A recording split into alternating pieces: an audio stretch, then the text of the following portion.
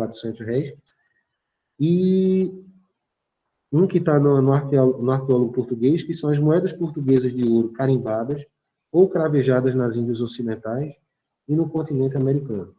Esse artigo dele, curiosamente, é replicado com algumas modificações de texto, ou vamos dizer assim, complementos, mais ou menos de 40 em 40 anos. O Álvaro Salles de Oliveira escreveu um artigo para um boletim da Sociedade Numismática Brasileira com o mesmo título, complementando isso. E alguns anos atrás, né, não mais que 10, teve algo escrito parecido com isso na Sociedade Numismática Brasileira, no boletim também. Os outros dois, né, a numismática indo-portuguesa, vim estudando muito as moedas da Índia portuguesa também no final da vida, na revista Bélgica de Numismática, em 1902, e o Contos para Contar, que são jetões portugueses usados no final do século XIV até o século XVI, usados pelos os banqueiros, né, para fazer cálculo. Então, eram fichinhas que imitavam moedas e tinham essa função contábil. E é uma coleção também muito vasta, e foi o primeiro a publicar algo sistematizando a coleção dos Contos para Contar. Esses dois artigos do arqueólogo português, eles foram editados em separata também. Essas separatas são raríssimas. A tiragem dessas separatas era de 50 exemplares. Eu tenho o das moedas portuguesas de ouro e carimbadas ou cravejadas nas Índias Ocidentais, né? E não tenho Contos para Contar. Em mais ou menos aí 20 anos de montar minha biblioteca, eu só vi um exemplar à venda e eu perdi de comprar. Eu fui o primeiro a chegar nesse exemplar, mas perdi de comprar ele porque eu estava disputando a compra somente com o governo português. O livreiro teve que dar, por lei, em Portugal, preferência de compra ao governo português, e hoje esse livro está na biblioteca do Museu do Dinheiro do Banco de Portugal, que fica lá em Lisboa. Está bem guardado. Está bem guardado. Talvez bem melhor do que se tivesse nas minhas prateleiras em Campina Grande. No arqueólogo português, né, o Arthur Lamas, ele elenca obras que ficaram inacabadas, que ele vinha desenvolvendo. Eram 5. Um estudo sobre os portugueses, de Dom Manuel, uma moeda de ouro muito rara e valiosa. Uma segunda edição do Livro das Medalhas Brasileiras. Esse é bem curioso. A Sociedade Numismática Brasileira possui um conjunto de pranchas que eu acredito serem reproduções do original, que pertenceram a Roberto Lemos Monteiro, que nos deixou esse ano, infelizmente. Fica a nossa homenagem a esse grande colecionador, pessoa amável, que hoje já não está mais conosco. Ele doou esse conjunto de pranchas, mas, pelo que eu entendi, o conjunto original das pranchas hoje pertence à Biblioteca do Itamaraty. Eu ainda estou tentando levantar essa informação para precisar ela melhor. Um artigo que se destinava ao arqueólogo português acerca das moedas e medalhas do Conde de Lippe, comandante das tropas portuguesas no reinado de Dom José. Um livro sobre medalhas portuguesas. Isso aí o Arthur Lamas podia falar com mais propriedade, porque ele fez a segunda, mas a mais importante sistematização das medalhas de Portugal, em 1910. Né? E eu penso que ele publicou a obra dele a partir do que ele queria fazer com o Miley, né? Pelo que eu entendi, o Miley estava fazendo essas obras a mais de uma mão, no final da vida. E um trabalho sobre as moedas das possessões asiático-portuguesas. Né? Eu imagino que os rascunhos disso devam estar ainda hoje no Museu Nacional Suíço, para onde a coleção do Miley foi. Eu imagino que isso deva estar na biblioteca lá. Um dia, quando eu tiver a oportunidade de fazer uma visita à Suíça para ver isso, eu vou tentar levantar essas informações em loco. É o que eu estava comentando aqui com o Dr. Enio antes de começar a apresentação, né? Nós, numismatas amadores, que fazemos isso pelo amor ao conhecimento, a gente faz isso do nosso bolso. Então, é muito difícil a gente parar nossas atividades para pegar um avião e ir na Suíça para desenvolver isso. Mas eu confesso que não me importaria que um pesquisador profissional inscrito no CNPq, numa universidade, quisesse se debruçar por esse assunto, ele entrasse em contato comigo e levantasse uma bolsa de pesquisa, e ele mesmo fosse na Suíça levantar esses dados, porque o que a gente quer não é a glória, nós somos despidos nós que somos sérios na pesquisa, nós somos despidos da vaidade da glória, mas nós queremos a informação. Então, se eu não posso também impedir que alguém vá.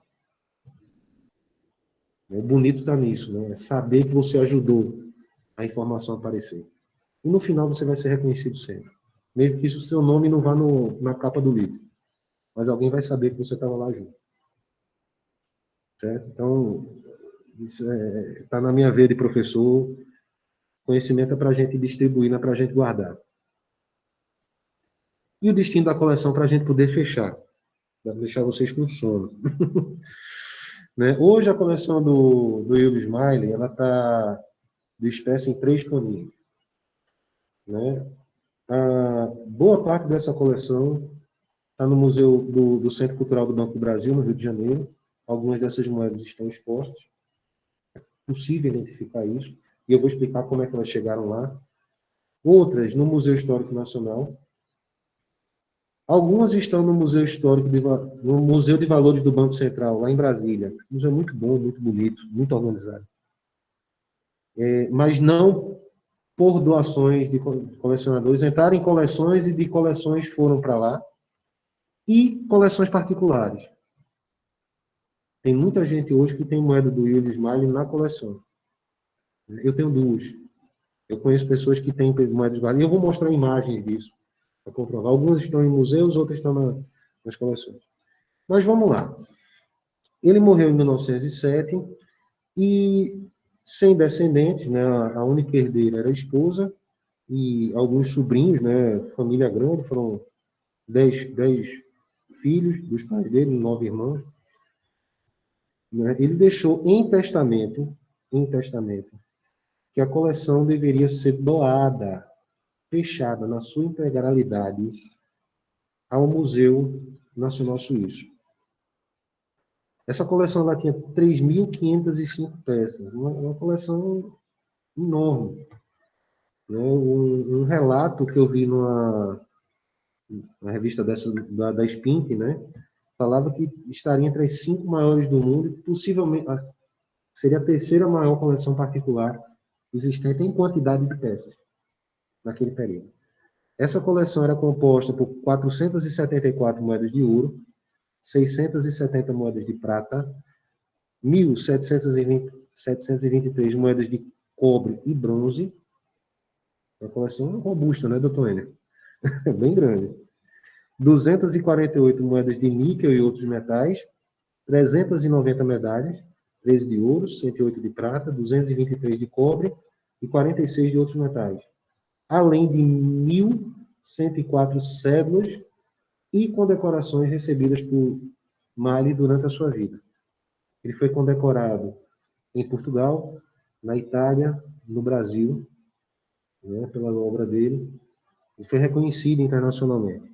Então, essas condecorações foram para o Museu Nacional Suíço. E, eventualmente, nas vendas sucessivas que foram acontecendo, essas condecorações podem estar hoje na coleção de algum particular ou em algum dos museus onde as peças se destinaram.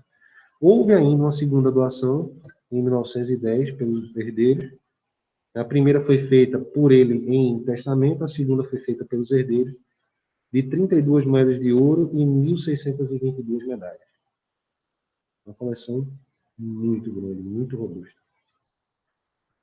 Só que o museu suíço ele não podia ficar com essa coleção. Por quê? Havia legislação dizendo que o museu não poderia ter peças estranhas no corpo da sua coleção de coisas relacionadas à Suíça.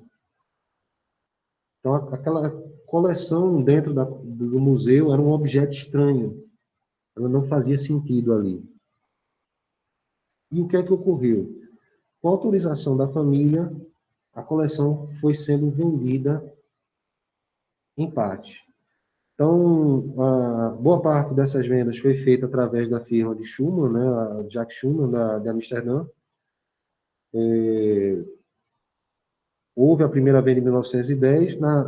Na primeira venda, né, foram vendidas moedas continentais e coloniais portuguesas, mas nenhuma brasileira, apesar de que eu consigo identificar lá alguns carimbos coroados, mas estavam catalogados como moeda portuguesa, né? Moedas contramarcadas para o Caribe, né, possessões britânicas, francesas, das Índias Ocidentais e moedas dos grandes mestres portugueses de Malta. A Ordem de Malta teve grandes mestres portugueses e eles cunharam moeda, né, inclusive no catálogo de moedas portuguesas do Alberto Gomes tem uma seção para essas moedas dos grandes mestres, dos grãos mestres. A segunda parte, também de 1910, foi vendida as medalhas e os jetões portugueses, os pontos para contar, né? E moedas da Guerra dos 80 Anos e da Guerra Peninsular Portuguesa, que é a Guerra Napoleônica. Né? Para vocês verem o volume dessas coleções, na primeira venda tinha 2.519 lotes. A segunda, 2.932 lotes. E quando eu estou falando lote, eu não falo peças individuais. Haviam lotes com 10 peças juntas, 5 peças, 30. Então, isso não representa unitariamente a quantidade de peças, mas de lotes realmente foram vendidos com peças conjuntas. Em 1911, houve a venda da biblioteca. Curiosamente, eu não consegui encontrar nenhum livro extremamente extraordinário, além dos próprios livros dele, que ele tinha que ter, e o catálogo da Viscondessa de Cavalcante, a segunda edição, não a primeira, que é mais rara. E eu desconfio que o meu catálogo de medalhas que eu tenho na coleção seja o dele. Por quê? Ele não está em formato de livro, mas uma pasta com pranchas soltas. Ele originalmente foi feito como uma pasta com pranchas soltas. E eu acredito que aquilo ali, se não foi a prova do livro, né, foi uma série especial de uma tiragem que devia estar encadernada. É muito curioso. Essa biblioteca foi vendida em 1911 e houve uma quarta venda em 1923 de material remanescente. Mas a coleção brasileira, até 1923, permanecia intacta. O corpo de moedas brasileiro permanecia intacto. Né? Dessas vendas, né, eu acho que, não sei se o pessoal do Museu Histórico Nacional está aí com a gente ainda, né? A peça mais emblemática para mim, eu não sei se é porque eu sou fã da prata, me encanta o ouro, mas não tanto quanto a prata, é o índio. Uma moeda que foi descoberta no início do século XX, né? Se conhecia ela por lei, a história dela, mas nenhum exemplar havia restado. Eu ainda não consegui também descobrir onde é que o Miley conseguiu essa moeda. Mas ela foi comprada por ele como se fosse um ensaio de um cruzado português de ouro. Ela foi vendida no leilão de maio de 1910, o primeiro, no lote 209, tem a descrição aqui, tem a imagem também dela. E ela foi adquirida por esse senhor Antônio Pedro de Andrade, era um comerciante, comendador, né, português aqui no Brasil, e foi doada, né, em 1922 para o Museu Histórico Nacional, para compor a coleção inicial do Pedro Marcena. A coleção do Museu Histórico ela foi feita basicamente com uma grande compra e depois doações posteriores, das quais as mais importantes são as feitas por Guilherme Guini, né? Eram mecenas do Museu Histórico Nacional na compra de moedas para formar o acervo. E aí a moeda foi para lá, sim, era da coleção do Mar. Então aqui a gente já tem um caminho de uma das moedas. Não dá para identificar todas, mas as mais emblemáticas a gente consegue rastrear. Né? O Bruno apareceu ali, eu comecei a ficar preocupado, porque eu acho que eu estou falando muito, mas eu vou correr. Certo? Tem mais 2 horas? Ah, ele veio prestigiar. Desculpa, Bruno. Eu pensei que eu estava passando tempo. Mas tem mais ou menos 2 horas ainda, né? Estou brincando, gente.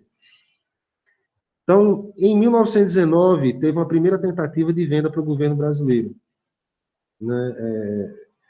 O governo suíço, entendendo que aquilo ali era um objeto estranho no corpo do museu, tentou oferecer para o governo, só que o governo já vinha saturado da coleção do Pedro Marcena, que passou anos para pagar a família, né? O Pedro Marcena, mineiro de Barbacena, a família sofreu para receber o dinheiro da coleção do governo brasileiro. Então, como o governo estava preso com essa compra, eles não tinham nenhuma perspectiva de fazer outra aquisição, mesmo sendo uma coleção melhor do que a do Pedro Marcena. Em 1931, houve uma segunda tentativa, feita com intervenção do embaixador suíço aqui no Brasil, e nas tratativas, né, foi ofertada a coleção por 80 mil francos suíços, o governo nem fez contraproposta, ficou por lá, e um suíço no Brasil, em 32, comprou a coleção. Peter Spoeri, ele era comerciante aqui, suíço e comerciante, ele comprou a coleção prometendo manter a integridade do conjunto, coisa que ele não fez. Então, enquanto a coleção ainda permanecia com ele, ele foi vendendo alguns exemplares, né, mais raros, e aí começou a primeira dispersão de moedas do conjunto, e depois ele foi vendendo essas moedas através da firma Schumann, perdão, do Hermann Porsche, né, em vendas de. Tem as listas dele, né, de 37, 39, 40, 42, 47, 48, e o leilão, que eu chamo leilão do rebutalho, o que sobrou da coleção, que foi em 20 de março de 1939. Um catálogo, tem a fotografia de algumas moedas, é um catálogo muito simples, né, tem mais texto do que imagem e não ajuda muito na identificação das moedas, porque o que realmente ficou são moedas que não dá para rastrear. É um índio, uma moeda única, dá para você procurar o caminho. Um carimbo coroado, uma moeda de cobre mais especial, como a gente vai ver adiante, mais uma dobra que era de cunhagem mecânica. Aliás, não é de balancinho, é mecânica. Você não tem como distinguir muito uma da outra. Eu não sei se ela tem um sinal que permita fazer isso. Uma pancada, um furo, um risco. Essa parte mais, vamos dizer assim, mais, vou falar o termo vulgar, por ser comum, reproduzível, não dá para identificar mais. Mas outras não. Né? Carimbos coroados, por exemplo. Cada carimbo é único. Eu digo que um dos motivos de eu ter colecionado carimbo coroado é por isso. Né? Cada moeda que eu tenho é única, não tem outra. Só eu tenho aquilo. É uma espécie de egoísmo meu. Né? Então, carimbo de 600 réis, eu tenho 48 carimbos de 600 réis. Para que isso? Não, porque cada um é diferente, eu acho bonito. E eu estudo, na verdade, é uma coleção de estudo, né? Eu estudo as bases, os tipos de coroa. Mas eu comecei a procurar os carimbos da coleção do Maile. Né? E dos carimbos coroados, eu já consegui identificar o caminho que tomaram 4 das 10 moedas que ele tinha. Ele apresenta no catálogo. 2 desses carimbos estão comigo. Né? Um aqui que está no 8 reais de Segóvia e outro que está no 8 reais de México, que é esse que eu trago a imagem aqui de baixo. Né? Tem esse o 600 de Sevilha aqui, que está numa coleção particular aqui de São Paulo. Esse 120 está no museu e o de 300 está nas vitrines do Museu Histórico Nacional. Vocês podem ver essa moeda lá e referenciar com o catálogo dele. É a mesma moeda, está aqui na comparação de imagem. É um dos destinos que a coleção dele tomou. Aqui está o 600 réis de Segóvia, né, com carimbo de 1589.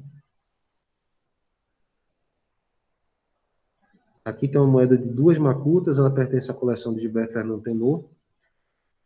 E, além da moeda, ele tem um envelope com a letra do Yuri Smiley, né, escrita aqui no centro, né, com a descrição da moeda. Então, não é só a moeda, mas o envelope que dá um plus espetacular para a moeda. Torna ela muito mais especial.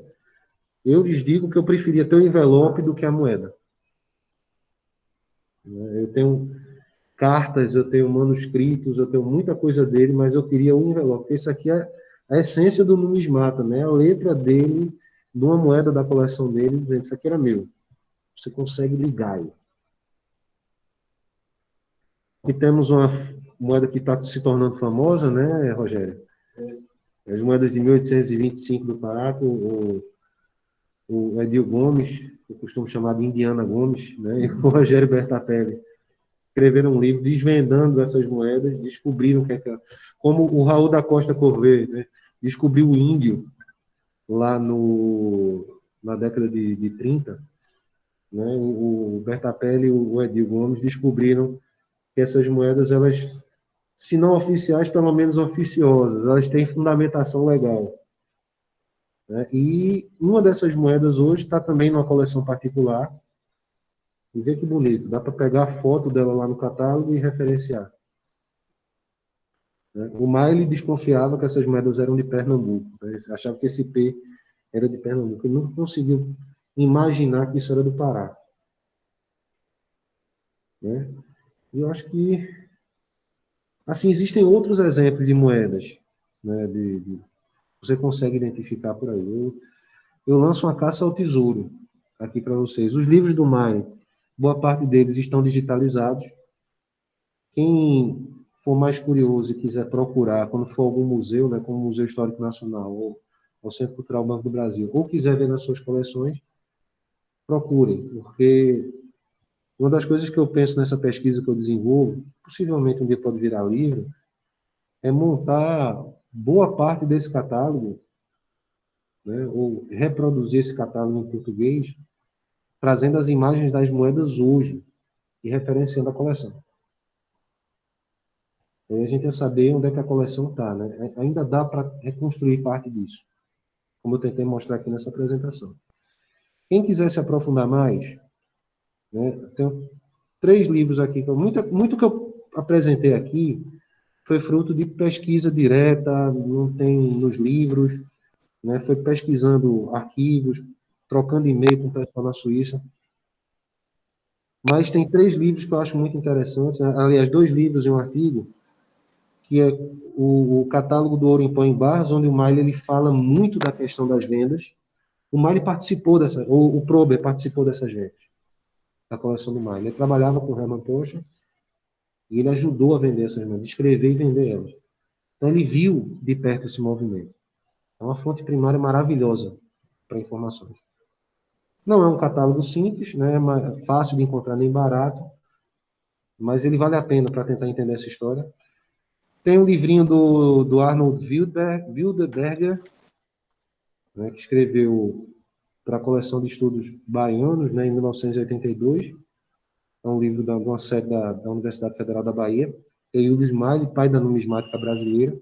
Tem algumas impropriedades históricas, né, algumas informações que estão erradas, mas deve ser lido para quem quiser se aprofundar. É um livro fininho. O doutor N, com todo carinho, me trouxe uma cópia hoje, né, do livro. Eu, por acaso, já tinha, mas para mim a cópia agora é mais importante do que a original, né, porque foi ele que me deu. Eu sou seu fã, doutor, eu não escondo. Podemos reproduzir e distribuir. Também tem isso. Né? Eu acho que a Universidade Federal da Bahia não se importaria de uma reedição desse livro. Inclusive, a gente pode lançar esse desafio para a Sociedade Numismática. É uma edição conjunta, uma reedição conjunta desse livro, com nota de rodapé na correção do que não está muito adequado, mas até como homenagem ao próprio autor, que foi o primeiro a escrever um texto num livro sem separar, sem ser artigo, né? Porque em 1908, quando ele morre, já escreviam no Instituto Histórico e Geográfico Brasileiro sobre ele, né? Mas isso aqui foi um trabalho feito para falar da vida dele, é uma biografia mesmo. Então foi o primeiro a tratar disso. E tem um livro do Alfredo e da Fernanda Gala, as 2 pessoas também maravilhosas, das quais eu tenho o maior carinho, né? Dentro do boletim número 59 da Sociedade, que fala da tradução, né, do meio circulante do Brasil, que era a proposta da republicação, feita pelo Museu de Valores do Banco Central, a Associação de Amigos do Museu de Valores do Banco Central. Infelizmente não continuou, mas Deveria, deveria. Alguém que se digna a traduzir aquele alemão pesado e arcaico antigo, puxado para o suíço, né, que é um pouquinho diferente. Tem diferença de grafia e palavra, mas é como o Prover falava, é um livro que é mais, os livros do Mário são mais lidos pelas fotos do que pelo texto. E ele tinha razão por conta do dificultador da língua, mas são obras muito interessantes. Eu dou minhas petelecadas em alemão, de vez em quando eu vou buscar informação lá e eu vejo que o livro, mesmo os livros mesmo sendo feitos no final do século XIX, eles ainda são atuais, como fonte de referência.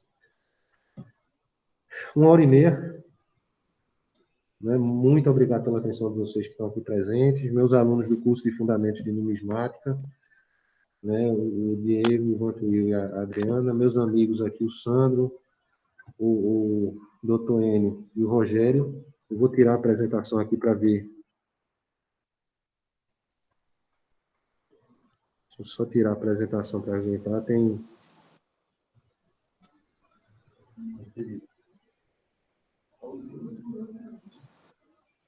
Tá pulando a tela.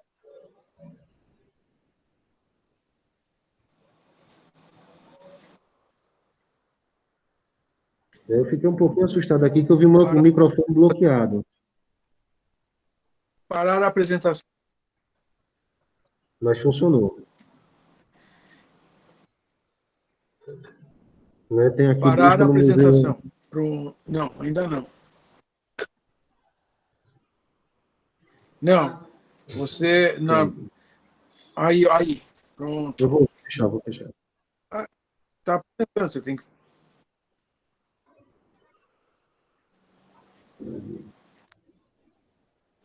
É porque ele está em tela, aí eu não estou... Vou compartilhar de novo. Você vai dobrar a apresentação. Eu estou vendo. É que você está em duplo aí, né? Você está usando o seu e usando o Bruno. Ah, verdade, eu tenho 2. Eu vou... Deixa eu fechar aqui, é porque eu tenho que abrir o WhatsApp. Deixa eu abrir o... Isso. É por isso que eu estou confundindo, Jolinha. Isso.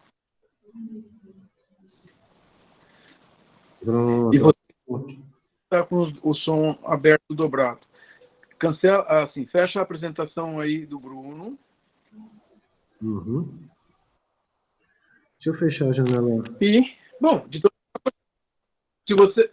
toda forma, pode deixar assim, nós conversamos assim. Pronto. Por isso que eu vi perfeito.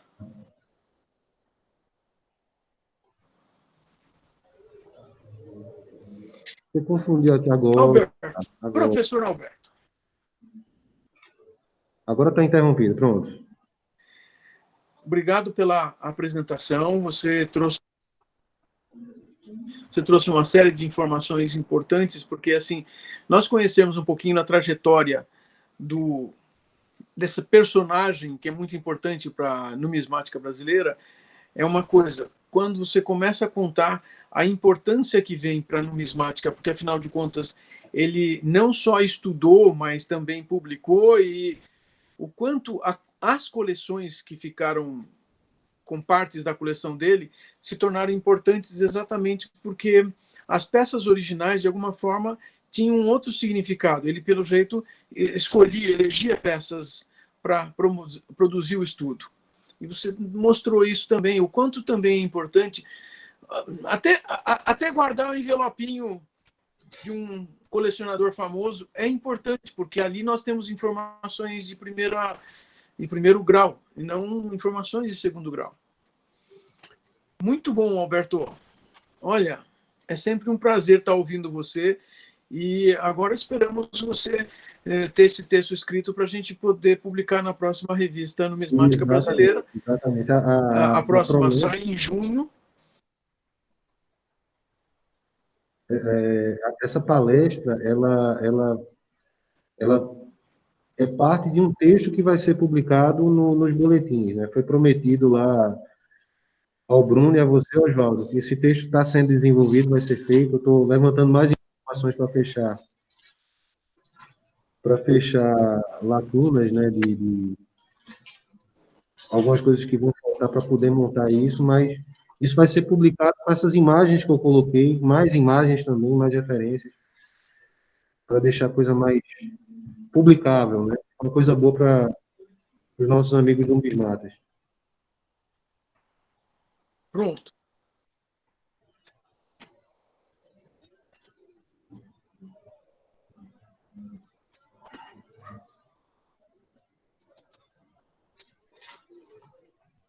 Mas eu te passo a palavra. Bom, enfim, nós terminamos o dia, temos as atividades, todo mundo está dando os parabéns aí, incluindo a Marcela Marque, lá do Museu Eugênio Teixeira Leal. Amanhã eles têm uma apresentação do museu, para que a gente conheça o museu lá de Salvador. Olha, o Maurício Porto Moreira queria que essa bibliografia também incluísse o catálogo amigo. Vejam só, hein? O César Ferreira também lhe passa os parabéns. E queremos mesmo agradecer o Paulo Barroso também, de dar os parabéns pela palestra. Obrigado. E, em nome da Sociedade Numismática Brasileira, agradecer a sua possibilidade de vir aqui apresentar essas coisas para a gente. Mais um parabéns ao Felipe Botelho. Nós estamos contentes de poder ter essas apresentações, porque isso faz com que nós compreendamos o que nós fazemos com as nossas coleções. A importância histórica, a importância de uma coleção numismática. Roberto, muito obrigado. Espero poder contar com você nesse próximo ano com outros temas, porque temas a gente sempre vai estudando novos, não é? Sem dúvida. Muito obrigado. Sem dúvida. Terminamos hoje. Parece coisa nova.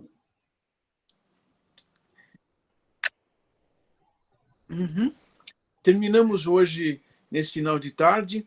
Amanhã cedo iniciamos novamente com uma participação de um colega espanhol que se esmerou para procurar falar em português para que a gente possa ouvi-lo contar sobre as moedas espanholas que circularam no Brasil. Então, muito obrigado a todos. A Rianca Oliveira levantou a mão. O que a Rianca quer falar? Tem que abrir isso. É minha filha, Oswaldo, que está assistindo lá da Paraíba. Rianca é minha esposa. Ela está ouvindo de lá. Eu também te amo, filha. Estou com saudade. Está vendo?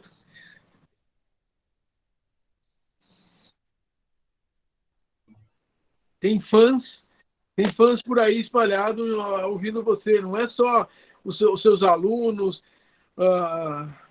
dois numismatas famosos como o Dr. Enes e o Rogério Bertapelli. Quer dizer, você está tendo mais gente ouvindo você de diversos lugares.